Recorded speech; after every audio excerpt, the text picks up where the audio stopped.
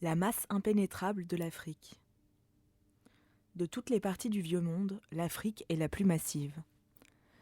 Ses rivages ne sont pas découpés, contrairement à ceux de la Méditerranée, de la Baltique et de l'Indonésie. 3 fois étendu comme l'Europe, ce continent se présente aux géographes comme une masse impénétrable aux côtes inhospitalières. À l'exception de l'Égypte, la véritable Afrique commence au sud du Sahara. L'immense espace africain est une zone répulsive, par son aridité, la mauvaise qualité de ses sols rongés et la chaleur excessive.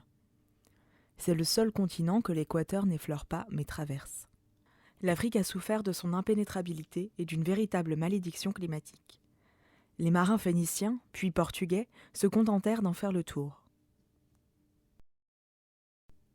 La première Afrique est l'Afrique nilotique.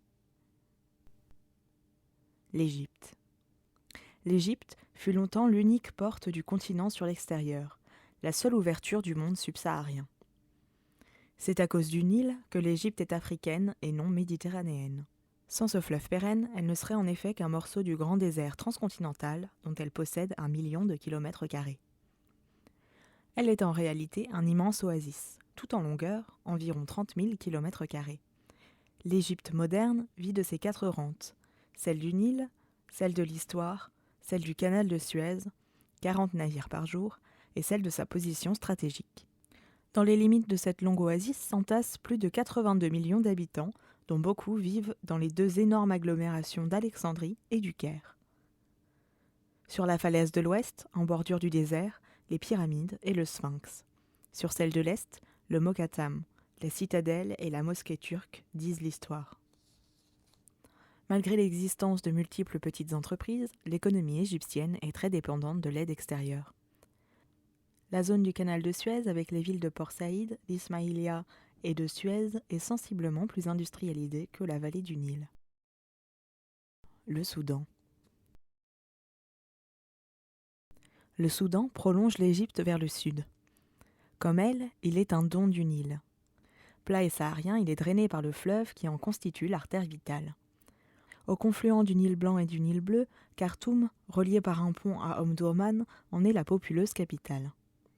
Entre les 2 fleuves s'ouvre la verdoyante Gaziré, plaine irriguée, réplique méridionale et inversée du delta.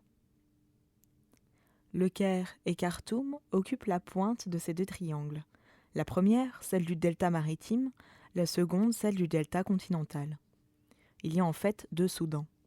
Les 3/4 du pays, au nord, sont de paysages égyptiens. Ce Soudan-là domine mal ses immensités désertiques. Le tiers méridional du pays, à partir des marais du Bahr el-Ghazal, appartient à un autre monde, celui de l'Afrique centrale. Et les populations y sont animistes ou chrétiennes. Le reste de l'immense Soudan, 2,5 millions de kilomètres carrés, soit près de 40 millions de musulmans, aurait intérêt à s'unir de nouveau à l'Égypte.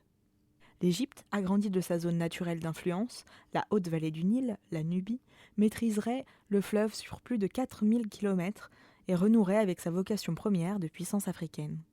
Le Soudan trouverait dans cette union la stabilité et la respectabilité qui lui manquent, car aujourd'hui ce pays magnifique est aussi un pays inquiétant. Le Soudan a d'importantes ressources agricoles, beaucoup d'eau et du pétrole qui pourraient lui assurer la prospérité si le gouvernement de Khartoum sortait de ses incessantes guérillas contre les Bédouins du Darfour ou les chrétiens du Sud.